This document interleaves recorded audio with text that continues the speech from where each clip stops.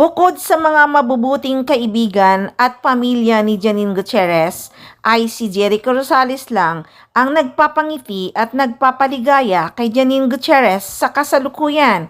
Naging inspirasyon na nga niya si Echo dahil laging nakasuporta ang aktor. Kaya naman sobrang masaya talaga ang aura ng aktres. At kahit nga si Echo nung tanungin, si Janine din ang dahilan kung bakit siya masaya ngayon. Pati ang mga blessings talaga naman ay umaapaw din. So blessed talaga sobra ang aktres.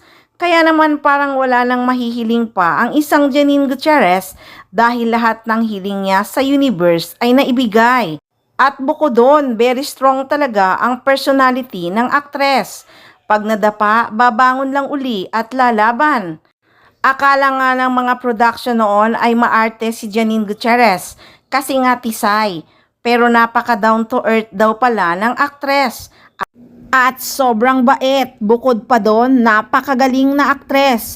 Ilang awards na ba ang natanggap ng aktres? Hindi na yata mabilang-bilang.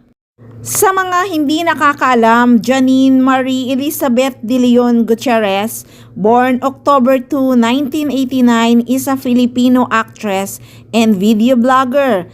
In 2020, she won the Best Actress Awards at the 60th FAMAS Awards and 43rd Gawad Urian Awards for her role in Babae at Baril.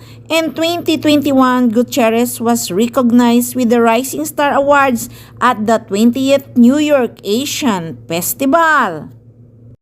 Itinanghal din na Best Actress si Janine Gutierrez sa pelikulang Bakit Di Mo Sabihin. Ang kanyang inang si Lotlot De Leon pa nga ang tumanggap ng kanyang awards na naging emotional ang actress.